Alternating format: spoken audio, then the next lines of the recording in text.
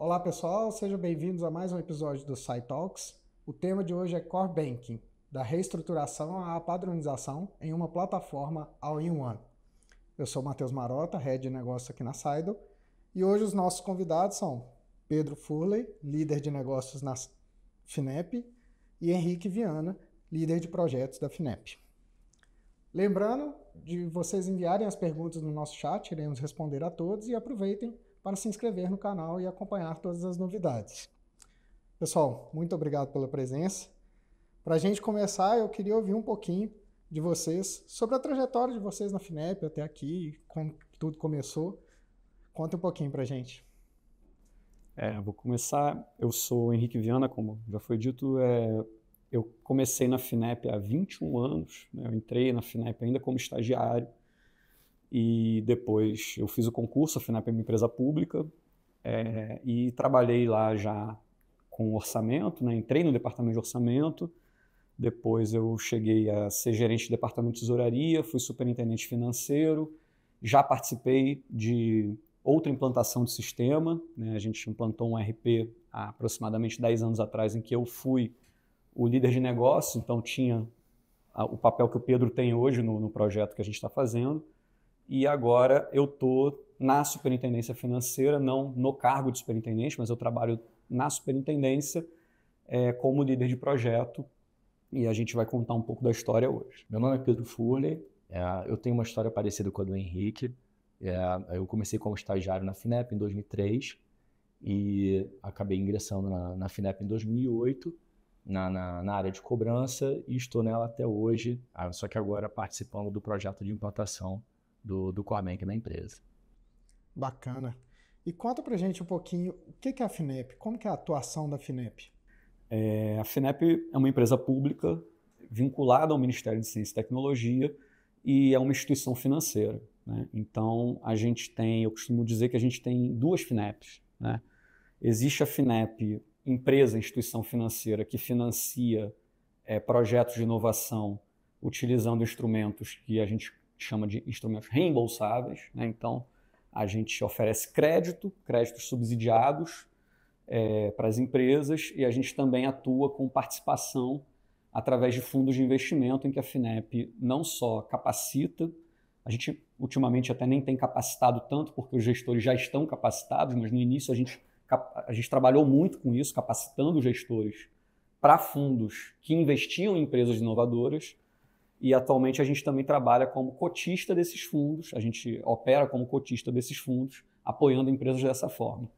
Essa é a FINEP empresa, trabalhando com instrumentos reembolsáveis, e tem a FINEP, Secretaria Executiva do Fundo Nacional de Ciência e Tecnologia, que é uma instituição que presta serviços para o governo. Então existe um fundo em que a FINEP é Secretaria Executiva, então ela trabalha com instrumentos não reembolsáveis, voltados principalmente para universidades, centros de pesquisa e instituições sem fins lucrativos, né? E para gerir esse fundo, a gente opera os projetos e faz a prestação de contas, acompanhamento, chamadas, editais, etc. E a gente cobra uma taxa de administração. É diferente da parte empresa bancária, que é o que a gente vai falar mais hoje, que é a parte de crédito e participação. Bacana.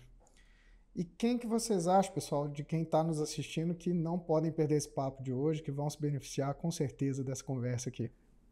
Eu acho que o papo de hoje é muito mais voltado para instituições financeiras, né, que operam crédito, como a FINEP faz, né, principalmente para quem opera crédito para empresas, né? A FINEP ela é uma instituição financeira, mas ela não é um banco, ninguém abre conta na FINEP, né? A gente oferta crédito. Para empresas públicas, né? A FINEP é uma empresa pública, então tem todas as questões que envolvem uma empresa pública, até para fazer um projeto como esse que a gente está fazendo. E eu acho que também vai ser muito relevante para instituições que estão querendo fazer uma implantação de sistema nas condições que a gente fez o nosso, que era substituir um sistema que estava bastante obsoleto, né? A gente vai falar um pouco sobre isso hoje, mas o nosso sistema principal que a gente estava substituindo era um sistema ainda da década de 90, né? Adequado para aquela época, mas que tem mais de 25 anos. Então, para quem está com esse desafio de substituir um sistema tão antigo por um sistema mais moderno, acho que vale a pena ouvir o papo de hoje também. Bacana. E falando um pouco desse desafio, desse projeto, de uma forma mais macro, como um todo, que escopo ele abrange? O que está envolvido aí nesse projeto? Bom, o principal escopo do projeto é a parte de gestão das nossas operações financeiras, né? É o que eu costumo dizer, crédito, qualquer banco dá. A diferença do crédito da FINEP é que, além dele ter uma taxa subsidiada, ele precisa ter um projeto que acompanha ele. Então, a gente não dá crédito como o Itaú, o Bradesco ou os outros bancos comerciais. A gente precisa que haja um projeto de inovação atrelado a isso e o tamanho do subsídio que será dado depende da qualidade do projeto. Tá? Então, a gestão financeira dessa operação é o principal foco aqui do nosso projeto, né? Existe uma gestão de projeto, que não é o nosso foco, e existe uma gestão da operação de crédito, né? Do saldo devedor, do cálculo da parcela, das garantias, da análise de rate, né? E é isso que interessa para a gente aqui. Existem outras questões também que permeiam esse assunto, que é a captação de recursos, né? A gente precisa captar o recurso para poder emprestar, né? Como qualquer instituição financeira. Existe uma questão de risco, né? Análise de risco, análise de rating, renegociações de dívida, análise de garantias e gestão dessas garantias, né? E tem também a parte contábil, a parte de tesouraria, aqui estou falando de coisas um pouco mais operacionais, e, obviamente, a gestão de risco, risco de crédito, risco de liquidez e risco de mercado. São os principais focos que a gente tem aqui. Legal, você abordou um pouco aí na resposta até os principais processos e as áreas envolvidas. Quais são as áreas impactadas nesse projeto? A gente tem diversas áreas envolvidas, né?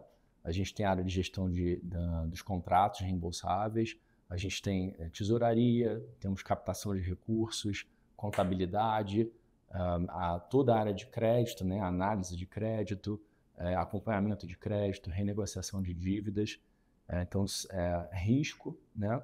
Então são diversas áreas da empresa que estão sendo impactadas de forma bastante significativa. Na verdade, assim, essas áreas que o Pedro citou são áreas que a gente chama de áreas clientes, foram áreas que solicitaram funcionalidades e implementações de melhorias, mas eu acho que na prática a gente acaba impactando praticamente a empresa inteira, né? Porque é um sistema muito robusto, muito grande, não tem como... A própria área que lida com projeto, está lá analisando o mérito das propostas, etc., acaba entrando um pouco na questão aqui, né? Certo. E as motivações? Quais eram as dores iniciais e o que motivou essa reestruturação toda dentro da FINEP? A gente pode trazer alguns bons anos atrás, né? Nós tínhamos um projeto de reestruturar os sistemas, os processos da empresa, né? E esse projeto ele foi parcialmente cumprido e a parte faltante ela veio ser coberta agora com esse projeto de implantação do Core Banking. Como eu citei, eu já tinha participado de uma implantação anteriormente e a gente tinha feito uma implantação de um ERP, que é o ERP da Oracle, e o ERP da Oracle ele se mostrou adequado para cumprir determinadas necessidades que a gente tinha, principalmente na parte administrativa, né? Então, quando eu falo de parte administrativa, eu estou falando de cuidar de contratos administrativos com fornecedores, estou falando de folha de pagamentos, estou falando de controle de estoque, que no caso da FINEP é uma coisa, até pela natureza da nossa atividade, não é uma empresa que tem grandes estoques, mas faz a gestão de ativo fixo ali e também dos estoques. Para isso, o ERP serviu. Mas para cuidar da gestão da nossa carteira de crédito, para cuidar das nossas atividades finalísticas, né?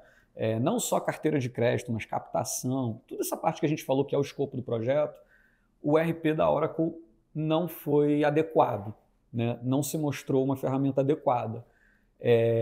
E essa implantação, eu estou falando que a gente fez há 10 anos atrás, né? Então já existia essa necessidade lá em 2014, quando eu fiz o projeto lá do ERP.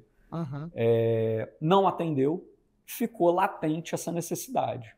Para piorar a situação, né, a gente, como eu já citei, a gente tinha um sistema super obsoleto, cuidando dessas operações. Em 2017, a gente sofreu uma auditoria da Controladoria Geral da União, em que foi feita uma recomendação para a atualização dos sistemas. Então, o que era só uma necessidade interna passou a ter uma pressão externa de um órgão de controle dizendo: você precisa modernizar seus sistemas, você precisa modernizar seus processos. Você não pode mais ficar preso a esses processos que você tem que eram adequados há 20 anos atrás, hoje em dia não são mais, né? Então, essa principal motivação, né, e que daí surge o projeto Core Banking dentro da FINEP. Bacana.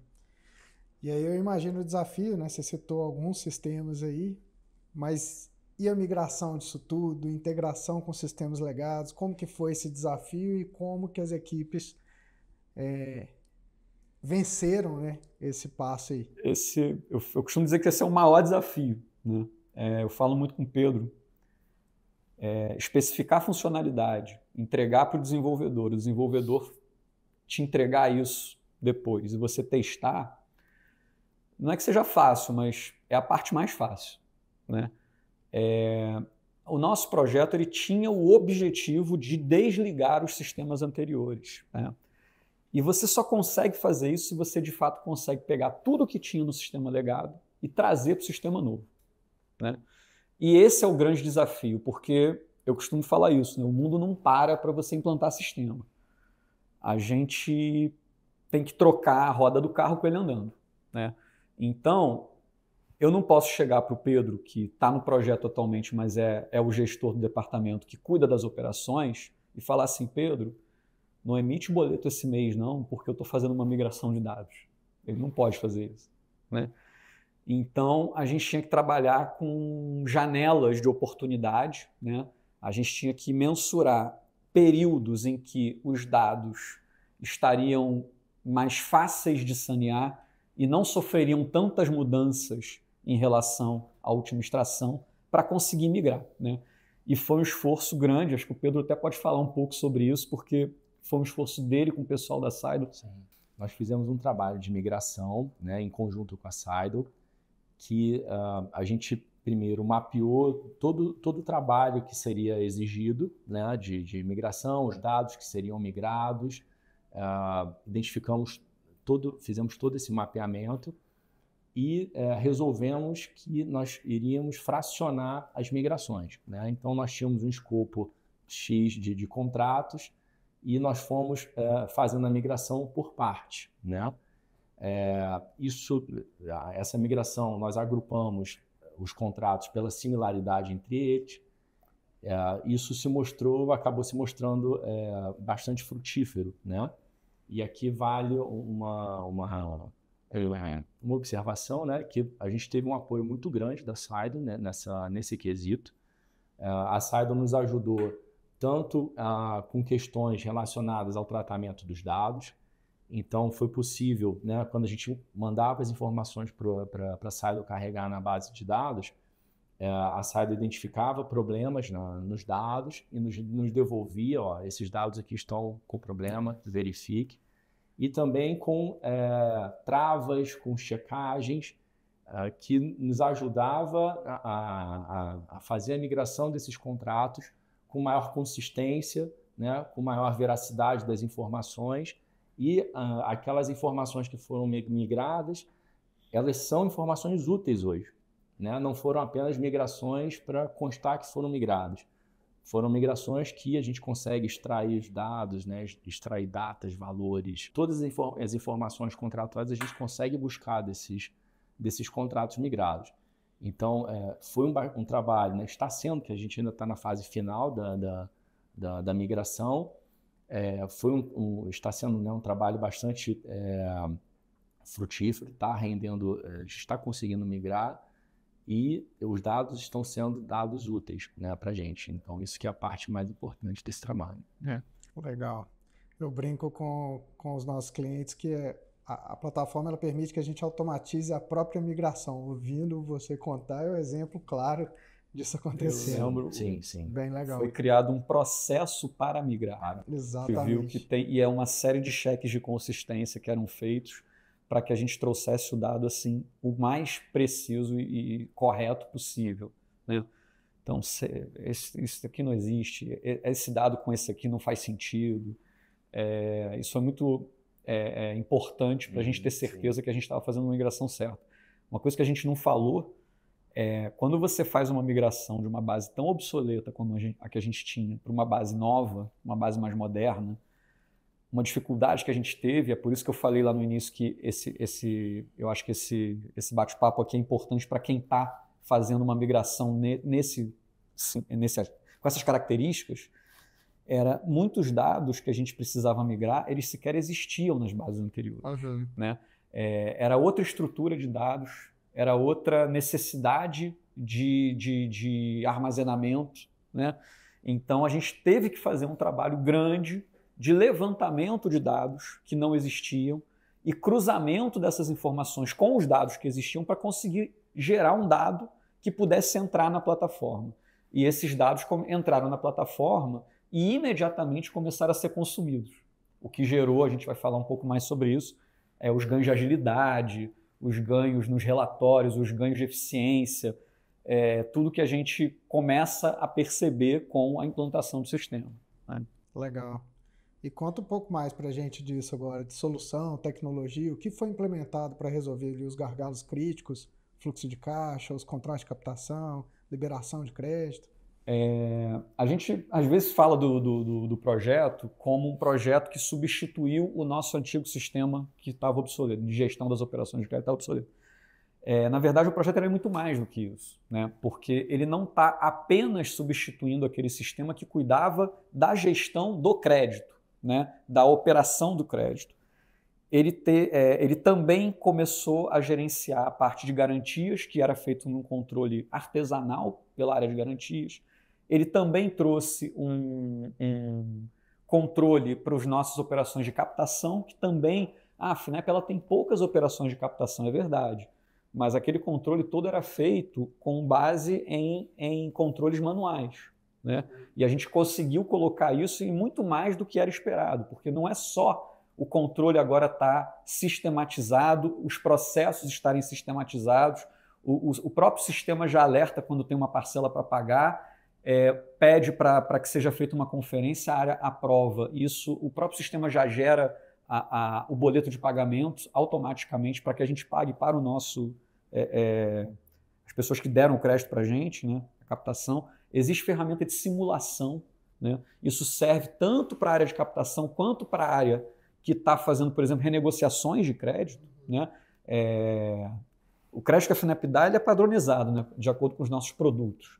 Mas quando você faz uma renegociação, você precisa de uma ferramenta extremamente flexível para você poder atender o cliente que está, às vezes, passando por uma situação difícil, ou às vezes até está quase entrando numa recuperação judicial e tudo, e você precisa renegociar aquela dívida. Então a gente tem simuladores, ele é muito mais do que aquele processo,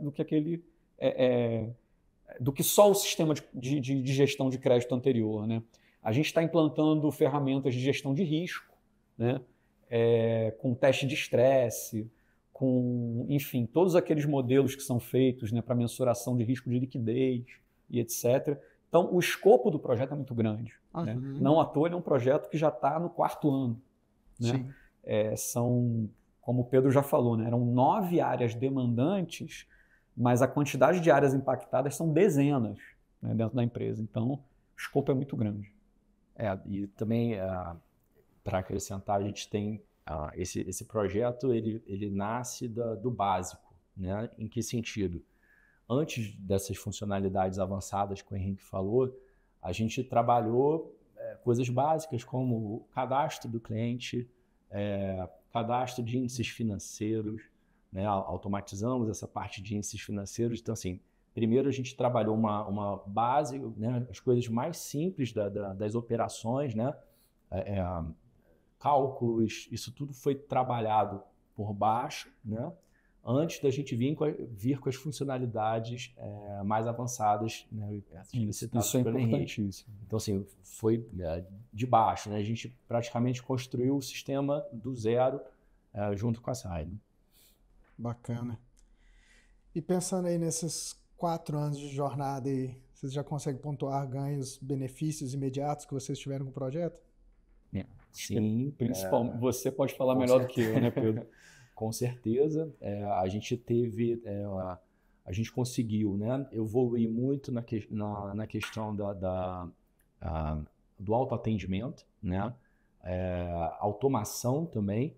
Então, hoje, o sistema nos ajuda, né, a atender de forma melhor, né, de forma mais rápida aos nossos clientes, seja extrato, boleto bancário, cartas de circularização, diversas demandas dos nossos clientes que antes a gente tinha era trabalho manual ou outras formas de atendimento mais precárias, né? E hoje a gente consegue atender de forma muito mais célere, com uma qualidade maior, no tempo que o cliente precisa, né? E isso a gente tem sido uma constante ao longo do projeto. Cada etapa que a gente avança, novas funcionalidades vão entrando em operação e esse atendimento vai melhorando. Tanto o cliente externo, né, quanto os clientes internos. Uhum. Que esses também, essa plataforma compartilhada, né, nos permite disseminar as informações que a gente tem na base para toda a casa, para todo mundo que tem acesso ao sistema consegue acesso às mesmas informações, né, que era um problema que a gente tinha antigamente. Quando você tem um acompanhamento artesanal, né, muita gente trabalhando em planilha, muitos processos ocorrendo por e-mail, pareceres sendo enviados, etc., era muito comum a gente ter o problema dos números não baterem, né? Você tem um controle sendo feito numa área, você tem o mesmo controle sendo feito em outra, e eventualmente acontece daqueles números não baterem. No momento que você coloca uma plataforma como essa, em que ela é disseminada, todo mundo passa a trabalhar com um número só, né? Uma coisa só, um dado só. O Pedro falou muito sobre clientes externos, né? Porque o departamento especificamente que ele trabalha lida muito com os clientes, né? Então isso que ele falou, emissão de relatórios para os clientes com a discriminação de extrato, a discriminação da fatura que está sendo encaminhada no boleto, o próprio envio do boleto, né?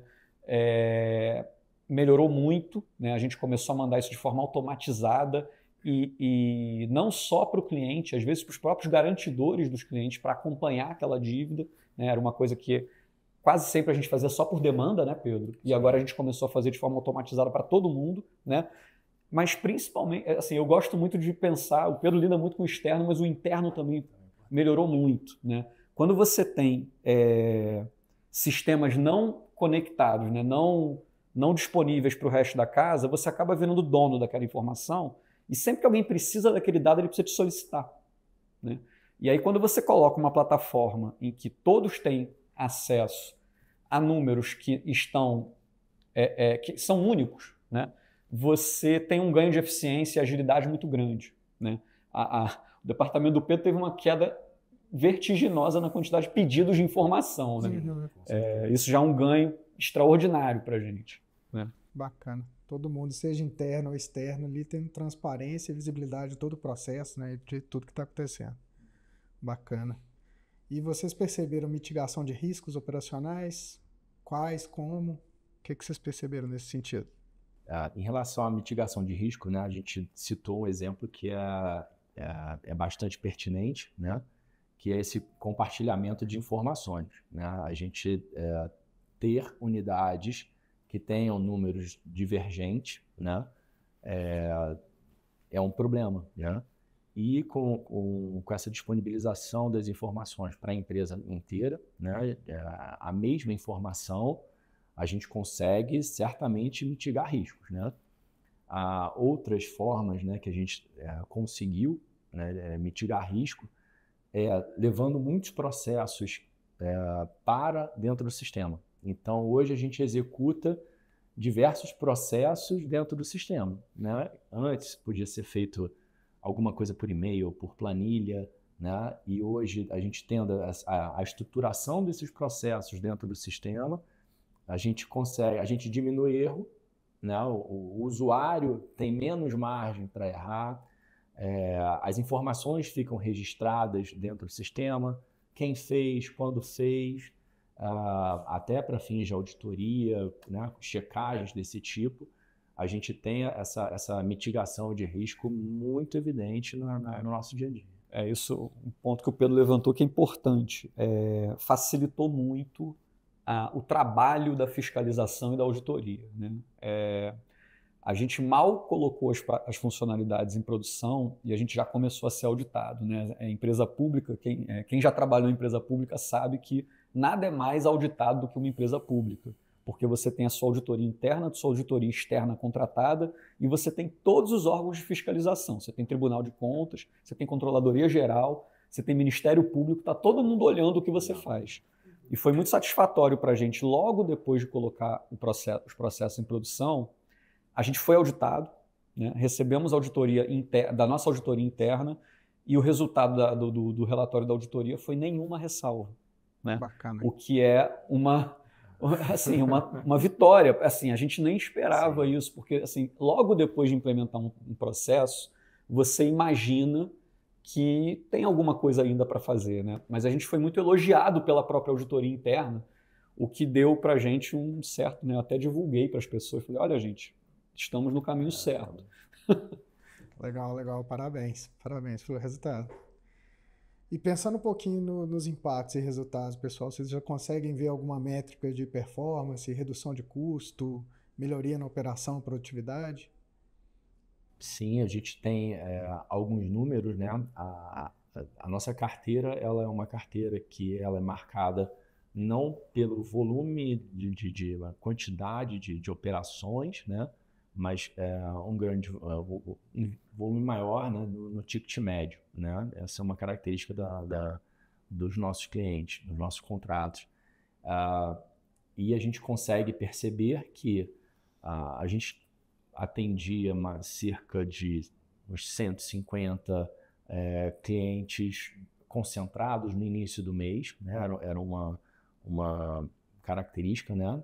Virada de mês, todo mundo corre para fazer fechamento contábil, então a gente tinha uma demanda muito grande nesse período e essa demanda praticamente desapareceu a partir do momento que a gente entrou com um sistema novo, né? Justamente em decorrência da automação das atividades, a gente conseguiu diminuir drasticamente esse atendimento e, além disso, né, além de ter essa redução, né, a gente conseguiu melhorar a qualidade da informação, né? Então, são duas vertentes, né? Uma de atendimento mais rápido e outra de melhora na qualidade. Então, hoje a gente consegue prestar mais informação e mais rápido e uma informação mais qualificada, né? Que acho que para os nossos clientes é fundamental, especialmente para os agentes, né, que operam nossa linha descentralizada.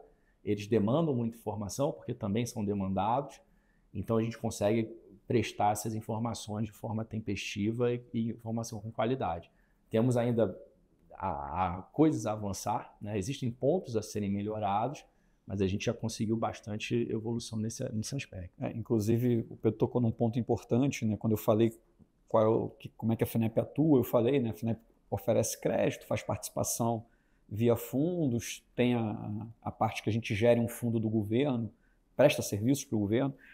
Quando eu falo crédito, a gente tem a parte de crédito direto, quer dizer, a FINEP está emprestando dinheiro para uma empresa, mas tem um programa da FINEP que é muito interessante, que a gente chama de crédito descentralizado, em que a gente credencia agentes financeiros no Brasil inteiro para que eles possam dar crédito para empresas e a gente conseguir aumentar a nossa capilaridade, né?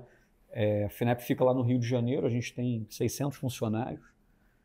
Às vezes a gente não tem visibilidade no Nordeste, no Sul, no Centro-Oeste.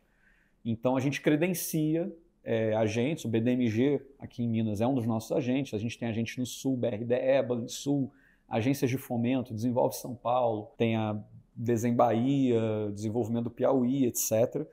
E esses agentes, eles são especializados em operar projetos de inovação para micro, pequenas e médias empresas, né? Foi uma escolha, uma decisão estratégica da FINEP operar com as grandes empresas no crédito direto e descentralizar o crédito para os agentes financeiros, né? Esse programa de descentralização, ele assumiu uma escala muito grande nos últimos anos e não seria possível a gente conseguir fazer isso sem que a gente tivesse começado a prestar as informações da forma que o Pedro acabou de falar, né? Os agentes agora estão operando carteiras enormes e eles estão precisando de muito dado, muito relatórios e etc, etc. E é importante que a gente consiga prover eles com essas informações para que o programa rode direito, né? Pra você ter ideia, o programa ele cresceu tanto que a gente também fez uma implantação do sistema de projetos que cuida dessa parte, né? E foi a parte que a gente mais avançou em termos de integração do Core Banking, do sistema da Saido, com os sistemas internos da FINEP, né? Para a gente conseguir dar o volume que esse produto precisava, né? E se a gente estivesse trabalhando ainda com os sistemas antigos, seria muito difícil. A gente não sabe nem se... Não, a gente não ia conseguir. A gente não ia conseguir, essa aqui é a verdade, né? Não ia conseguir. Até um ponto que eu ia abordar agora no próximo questionamento era exatamente essa agilidade, né? Pensando num projeto desse porte de transformação digital, é um questionamento que sempre vem a agilidade desse projeto e a agilidade da plataforma, por exemplo, para reagir a novos desafios, porque a gente sabe que o mercado financeiro está em constante evolução, regulação. Como que vocês veem isso com a plataforma? Ela está atendendo a expectativa? Acho que a gente tem alguns casos, assim, aqui a gente está falando do caso FINEP, mas tem casos dentro do caso, né?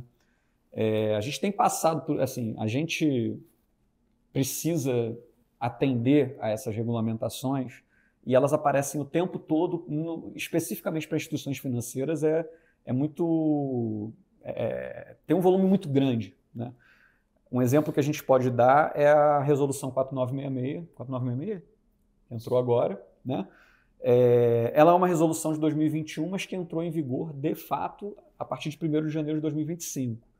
Foi um desafio enorme para a gente especificar como que a gente queria, porque é novo. E não é novo para a FINEP, é novo para todo mundo, é novo para o próprio Banco Central, a própria entidade que regulamenta. A gente mandava o nosso contador para Brasília para fazer treinamento, ele chegava lá questionando o Banco Central, às vezes ele falava, cara, o Banco Central não está sabendo responder, né? E a gente, ao mesmo tempo que estava com esse desafio, a gente tinha que especificar o sistema. Olha só, você precisa começar a calcular a perda esperada dessa forma, a perda incorrida dessa forma. O provisionamento todo tem que ser feito com base classificação nova de garantias, né? E a gente conseguiu fazer, o sistema já está fazendo, né? A gente, assim, estamos em julho, né? Está rodando aí, não tem nem 7 meses, a gente já conseguiu fazer isso lá dentro, né? A gente, enfim, eu posso lembrar de outros casos, né? A gente recentemente teve uma alteração na forma como é calculada a taxa de juros que a gente faz o empréstimo, né? Houve uma mudança na taxa referencial, que é a taxa que a FINEP usa na maior parte dos seus contratos, e nos contratos que ela tem de captação. Até foi uma metodologia que a FINEP desenvolveu, depois o BNDES veio e copiou a nossa metodologia, e essa foi uma metodologia que passou a ser aceita pelos órgãos reguladores e foi regulamentada pelo governo como a nova forma de operar a TR. Se eu falar besteira, você me corrige, tá, Pedro? Não, tá certo. Mas é isso, né?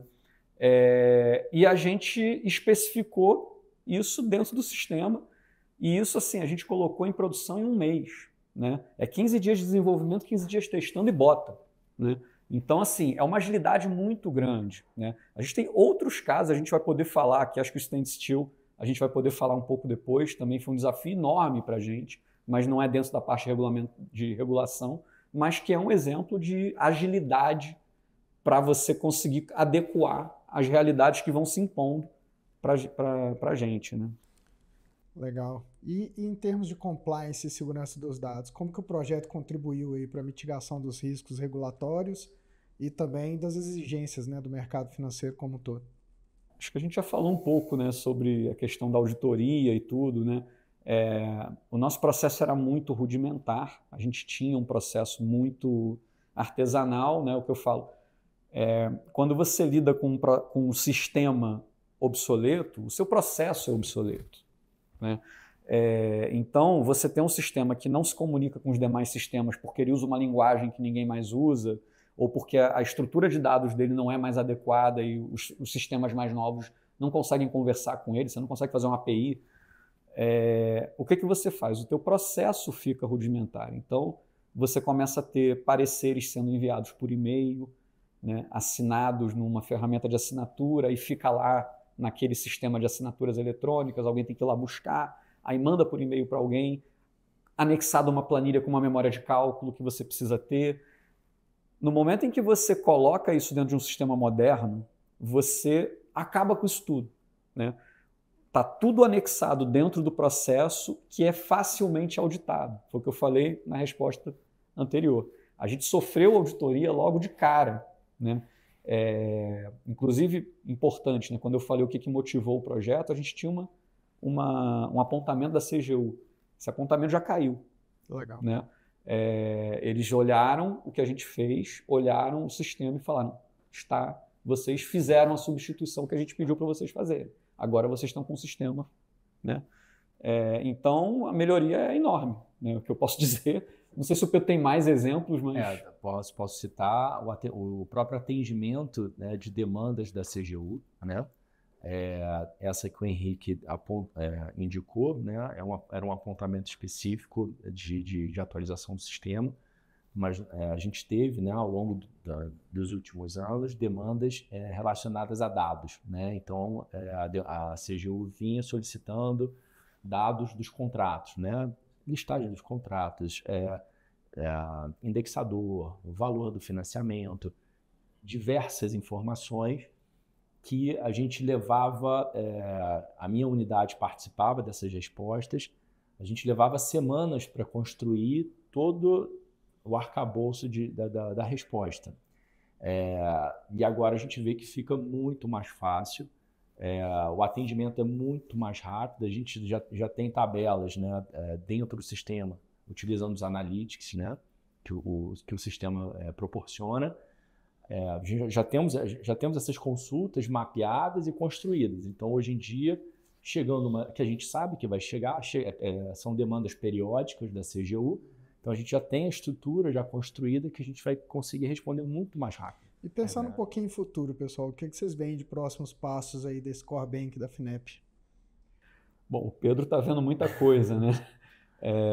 A gente recentemente teve uma reestruturação na própria TI da FINEP e o Core Banking foi um agente que ajudou a melhorar a nossa visão, né? A FINEP, ela trabalhava numa lógica que eu chamo de lógica de projetos, né? Que funcionava da seguinte forma. A FINEP tem vários sistemas, né? Você tinha um sistema obsoleto e aí o que você fazia? Você criava um projeto para implantar um sistema novo que substitua esse sistema obsoleto que você tem e agora você vai ter uma plataforma mais moderna. Terminado o projeto de implantação do novo sistema, esse sistema começava a rodar. Só que qual era o problema disso? Depois de 6 meses, 1 ano, esse sistema já está obsoleto de novo. Tá? Às vezes por questões internas, né? A FINEP muda um processo, a FINEP lança um novo produto, né? E às vezes por questões externas, né? Vem uma reforma tributária aí, né? Você tem os novos impostos dentro do seu sistema? Tem que ter, né? Você não pode mais colocar PIS, COFINS e ISS lá dentro. Vem uma 4966, você vai ter que mudar a forma como você provisiona as suas operações, né? Então, depois de um tempo, o sistema fica obsoleto. A FINEP ela deixava o sistema ficar obsoleto para daqui a 10 anos fazer um outro projeto para implantar um novo sistema para substituir aquele sistema que você implantou 10 anos atrás porque ele ficou obsoleto. A gente está mudando essa lógica dentro da TI da FINEP, né? Até um mérito da nossa TI ter olhado isso, visto dessa forma, né? Sai da lógica de projeto e vai para a lógica de produto. A gente faz a implantação, mas a gente não para de evoluir. Então, a implantação do que a gente tinha colocado como requisitos para o sistema, ela está acabando, né? A gente deve terminar o projeto de implantação até o final desse ano, né? O nosso contrato com a Seidel vai até o ano que vem, mas a gente já está pensando na evolução do sistema, né? E eu falo muito que a gente tinha processos obsoletos, sistema obsoleto, trabalhava muito em planilha, trabalhava muito com processos rudimentares manuais.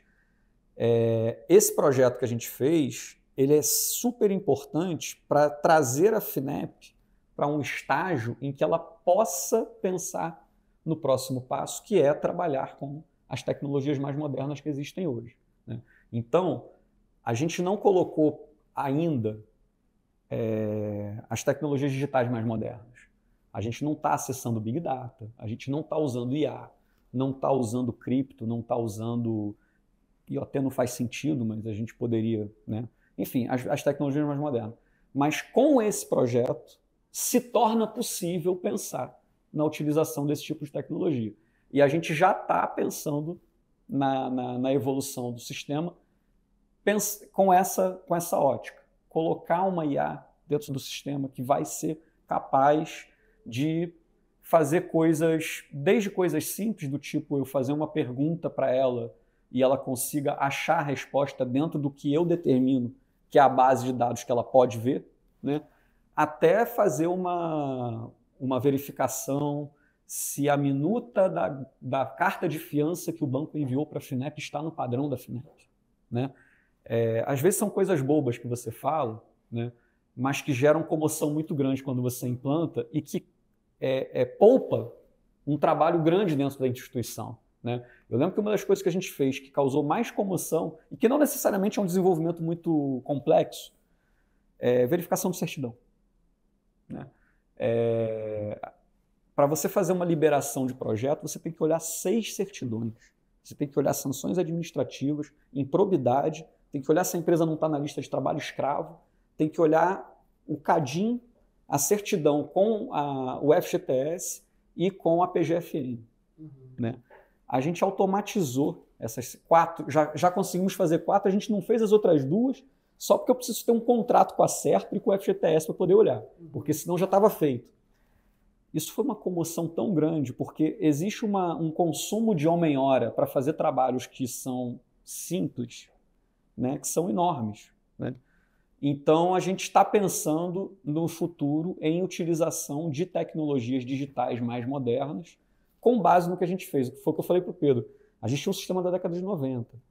A gente precisa, em 5 anos, evoluir 20. A gente brinca que é o projeto JK. O JK era mais ousado, queria fazer 50 anos em 5. Eu falei, a gente vai fazer 20 em 5, já está muito bom. A gente vai tirar a FINEP dos anos 90, vai jogar a FINEP nos anos de 2010.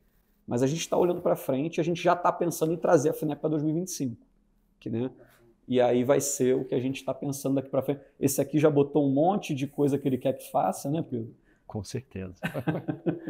Só complementando, para quem está nos assistindo do setor público, né, que lida com licitação, lida com requisitos, com essa dificuldade do setor público, né, sendo necessário, né, a gente tem o seguinte, esse sistema, a gente trabalhou os requisitos dele entre 2017 e 2018, né? A gente teve esse período, finalizando em 2019. A gente fechou a lista de requisitos desse sistema em 2019. Né? Quem trabalha no serviço público vai entender o que eu estou falando. E, a partir dali, a gente começou o processo de licitação, que é um processo relativamente demorado, né? Tem todo o trâmite de burocráticos.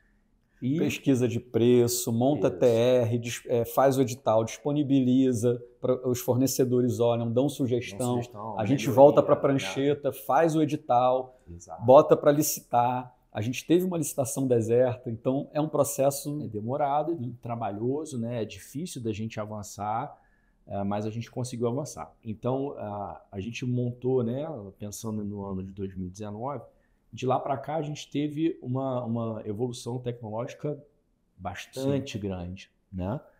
E se a gente olhar, né, 2019 para agora, 5 anos, 5, 6 anos, para os próximos 5 anos, o salto certamente vai ser ainda muito maior. Então, a gente ter essa perspectiva de, fiz a implantação de um produto agora, né? Eu já vou me preparar para uma próxima etapa, né? Desde agora, porque senão eu vou ficar para trás, né? E disso tudo que a gente conversou, fica bastante claro, né, que a gente vem trabalhando desde o básico, né? Então, desde lá de baixo, das coisas mais simples dentro do sistema, até a parte mais, digamos, avançada, né?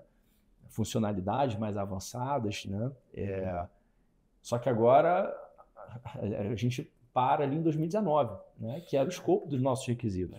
Então, agora a gente precisa dar um novo passo para atender melhor os nossos clientes, né? A gente nunca esquece, a gente é uma empresa pública. Como empresa pública, a gente precisa prestar um serviço de qualidade à sociedade. Nós devemos esse retorno à sociedade, um retorno que seja tempestivo, um retorno que seja de qualidade. Então, é a nossa função também zelar por essa informação, por esse serviço bem prestado à sociedade. Então, é nossa obrigação pensar na evolução do sistema para ter essa maior qualidade para a sociedade, né? Bacana.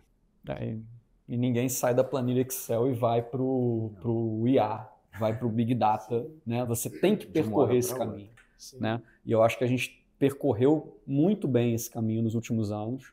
A gente está colocando a FINEP numa posição em que a gente consegue pensar em levar ela para isso que o Pedro está falando. Bacana.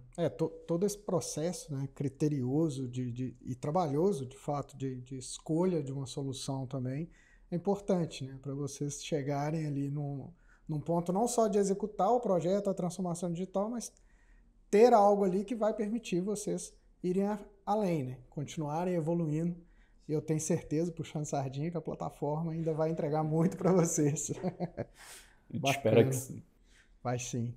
E pensando um pouco nisso, pessoal, quem está entrando nesse desafio de transformação digital, o que vocês trariam para essas pessoas de lições aprendidas, prestem atenção nisso ou naquilo, para ter um projeto de sucesso como o de vocês?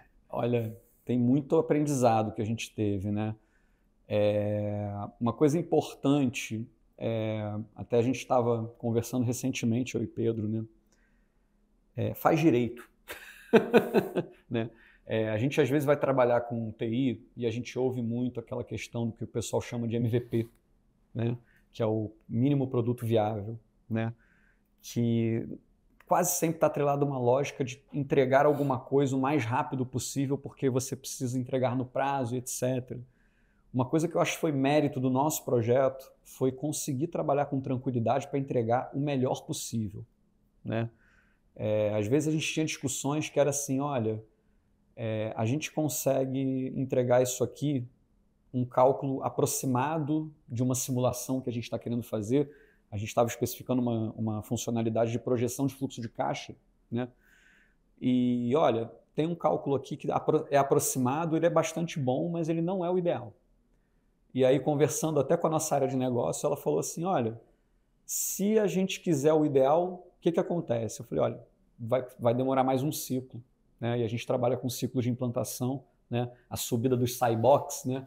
Subida dos deploys, né? São de 3 em 3 meses. Então, se a gente não conseguir fazer agora, vai demorar mais 3 meses para a gente entregar. Então, vamos esperar 3 meses para entregar o melhor possível, né? E a gente conseguiu fazer dessa forma. E assim, cada funcionalidade que entra, a gente sabe que está sendo entregue o melhor possível, né? Um trabalho muito criterioso dos dois lados, né? Tanto da parte da FINEP, em fazer os testes, pedir os ajustes que quase sempre são necessários, né? Principalmente em funcionalidades mais complexas, né? E quanto do lado da Cyber, né? A gente percebeu também que existe uma preocupação numa entrega de qualidade para a gente, né? Então, quando você chega para fazer um teste, você já sabe que você vai conseguir chegar até o final, né? Pode ter um ajuste ou outro para ser feito, mas você vai conseguir vislumbrar a funcionalidade toda. Eu falo isso porque eu já tive experiências de implantação de sistema anterior que nem sempre é assim, né? Papo de você não conseguir pular a segunda etapa do roteiro de teste, né? Isso é muito ruim quando você trabalha dessa forma. Então a gente conseguiu ter tranquilidade para trabalhar, né? Sair de uma situação como a FINEP estava, né? Um sistema muito obsoleto, e conseguir botar um sistema moderno é possível, é um aprendizado. Vai sofrer muito na parte de migração e saneamento, mas dá para fazer. Também é um aprendizado que a gente teve, né? A parte mais trabalhosa, mais desafiadora é essa, né?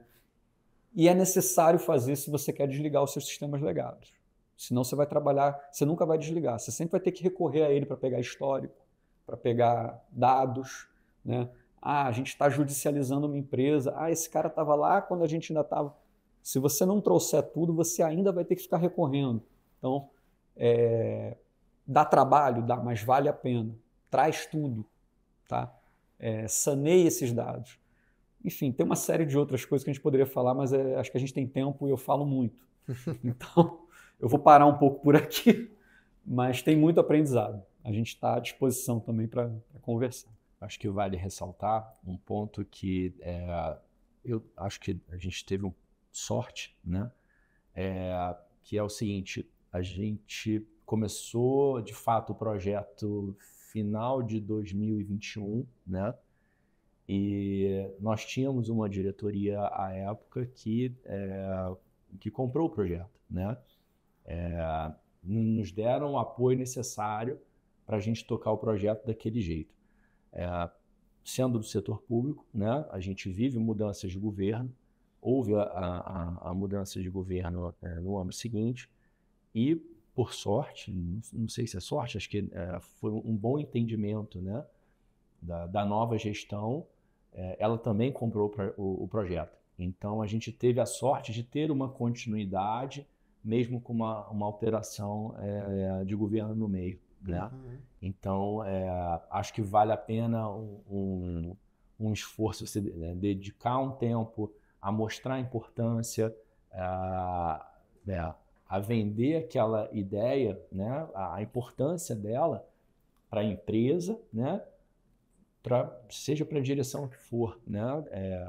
Exclusivamente, especialmente numa eventual mudança de governo, né? Que isso ocorre a todo momento no setor público, né? Então a gente teve essa sorte e acho que vale a pena investir nesse corpo a corpo, né? De puxar o gestor, mostrar para ele a importância por causa disso, né? Tudo detalhado, vale a pena porque a gente acaba precisando do apoio deles. É mais um grande desafio, né, para um projeto desse tamanho, principalmente no setor público, que Sim. Com certeza vai sofrer uma mudança grande de gestão aí, pensando em anos de projeto. Exato. Bacana. E o que vocês diriam para aqueles que estão enfrentando ainda resistência na mudança? Olha, a gente tenta lidar com a resistência de forma natural, tá? Foi o que eu falei, eu já participei de outras implantações, estou participando dessa agora, e a resistência ela sempre vai ter, eu acho que não é... E eu já conversei com pessoas que fizeram implantações em outras empresas, amigos meus, sempre vai ter a resistência, eu acho que é natural, né? O que você tem que tentar mostrar é que aquilo vai ser bom para ele, né? O sistema ele não pode ser só um lugar chato em que ele vai lá fazer alguma coisa, né? Ele tem que ver valor naquilo. Então, ele tem que entender que ele vai colocar... ele vai ter que ir lá fazer uma tarefa, uma atividade, ele vai ter que atender uma caixinha, né? Enfim, dentro de um processo. Mas depois ele vai conseguir rastrear o que ele quer, ele vai conseguir um relatório com informações que ele precisa. Então, eu sempre tento fazer uma aproximação nas unidades, mostrando, assim, dando ênfase nisso, né? Olha só o ganho. Benefício que ele vai ter. Olha o ganho que a gente vai ter. Quando você precisar dessa informação, você vai poder entrar aqui, você vai ter tudo. Quando você precisar demonstrar para uma auditoria como é que foi o processo, você fala para ele olhar aqui, ele vai ter acesso a todos os processos, todos os documentos que estão anexados, né? Então, assim, a resistência ela tem que ser quebrada. Ela é quebrada no momento que a pessoa identifica que aquilo é bom para ela. Se enquanto ela enxergar o sistema como um lugar chato que ela tem que ir lá fazer um negócio, você não vai conseguir quebrar. Uma coisa que a gente tenta fazer também é identificar as pessoas dentro das unidades que vão, entre aspas, sofrer a implantação. Uhum. E não é entre aspas, porque a implantação as pessoas vão sofrer mesmo, né? Eu costumo falar o seguinte, no momento que você está implantando, você vai rodar em paralelo. Tá? A gente nunca pode desligar uma chave e ligar a outra. Você vai ter que ficar em tempo em paralelo. Esse período é horrível. É bom que todo mundo saiba disso. Né? O Pedro rodou 1 ano a cobrança em paralelo lá dos contratos. Né? Ele rodava boleto, o arquivo do boleto num sistema rodava no outro, fazia baixa num sistema, fazia baixa no outro, olhava, estava batendo, esse aqui não bateu. É um inferno. Tem que falar a verdade, é um inferno. Só que depois que acaba, o ganho é enorme. É enorme. E você tem que mostrar isso o tempo todo. Olha, eu não vou mentir para você, mas lá na frente o seu trabalho vai ficar muito melhor. Né? E o trabalho de todo mundo está em volta de você também. Né? A partir do momento que as pessoas percebem isso, né? Eu costumo falar para o Pedro, eu prefiro o cara chato que fica me pedindo as coisas o tempo todo do que o cara que não me pede nada.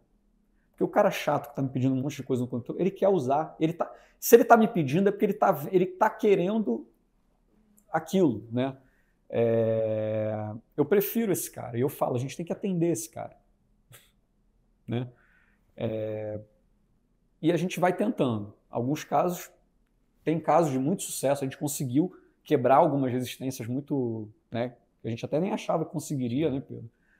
Em alguns casos é mais difícil, né? A gente ainda tenta e tudo, né? Às vezes vai um pouco a forceps, né?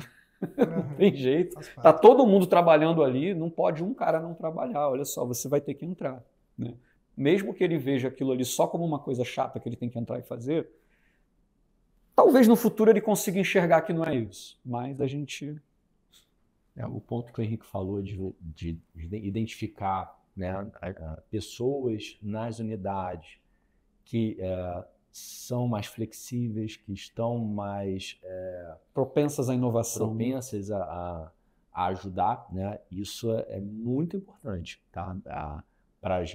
Nesse projeto, né, a gente teve a colaboração direta de diversas pessoas dessas unidades demandantes, pessoas que se dedicaram bastante e que, se não fossem elas, certamente a gente não ia conseguir essa implantação.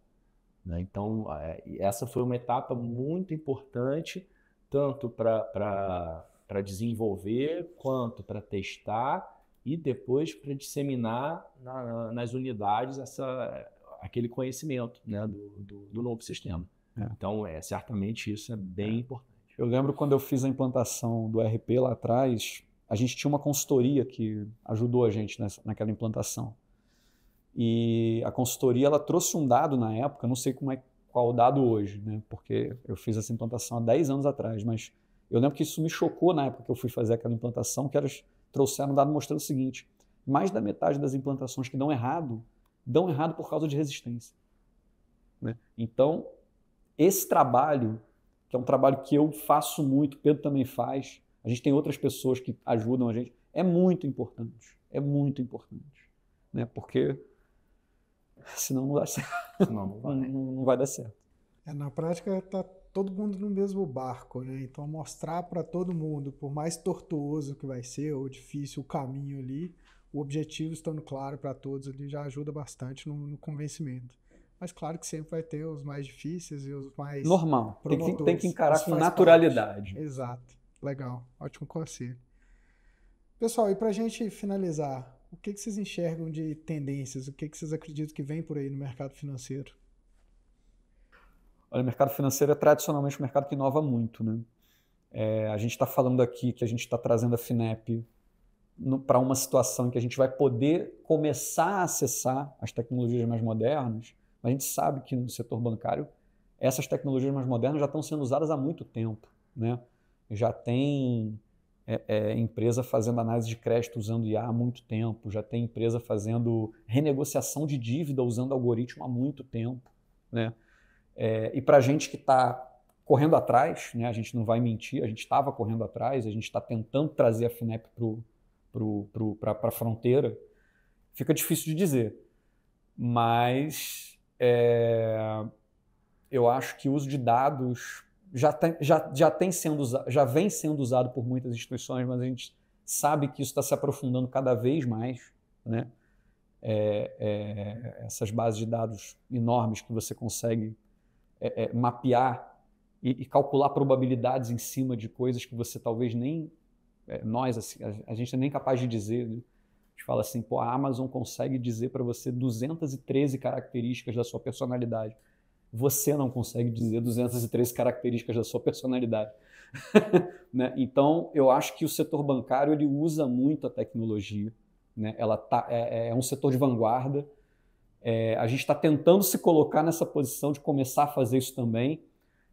Promover transformação digital de fato no setor público, né? Quer dizer, vou usar uma tecnologia digital para transformar o setor de crédito numa empresa pública. É uma meta. A gente gostaria de fazer isso um dia. Que transformação digital a FINEP quer proporcionar ao mercado? A gente ainda não sabe. A gente ainda precisa começar a usar tecnologias digitais para, de repente, falar, olha, isso aqui ninguém está fazendo e a gente quer fazer. Talvez o setor financeiro privado já esteja fazendo e a gente ainda vai tentar fazer no setor público, né? Agora, eu acho que é isso, é aprofundamento no uso de inteligência artificial, no uso de Big Data. Não sei se eu consigo ver além disso. Eu queria fazer um simples contraponto, né? Que a gente vem falando, né, de avanço, né, com IA e outras, automação, né, autoatendimento. O contraponto que eu gostaria de falar é o seguinte: como, né, eu mencionei, a gente lida, né, no setor público, né, prestando serviço. Acho que a gente não deveria, pelo menos no momento ainda, né, fazer uma mudança para um 100% automático, um 100% autoatendimento. A gente ainda vê, né, a necessidade de pessoas falando com pessoas, né? E no serviço público isso ainda está presente, né? Então, às vezes, vamos supor que uma IA não consiga esclarecer todos os pontos. Aquela pessoa vai ficar sem resposta, né? Então, a gente ainda enxerga, né? Pelo menos eu ainda enxergo uma janela para a gente manter o contato de pessoas com pessoas para prestar, né, esse serviço adequado e humanizado. Acho que isso é importante também nesse nosso meio público que a gente atua. É um ponto importante, né? Vamos otimizar o que dá para otimizar, mas não vamos largar de ser humano. Exato. E de ter um atendimento personalizado ali. Bacana demais. Pessoal, queria agradecer a presença de vocês mais uma vez. Fique à vontade para colocar algo a mais que vocês queiram falar, que a gente não abordou. Não sei se faltou algum tema. Acho que a gente falou bastante. Falamos bastante.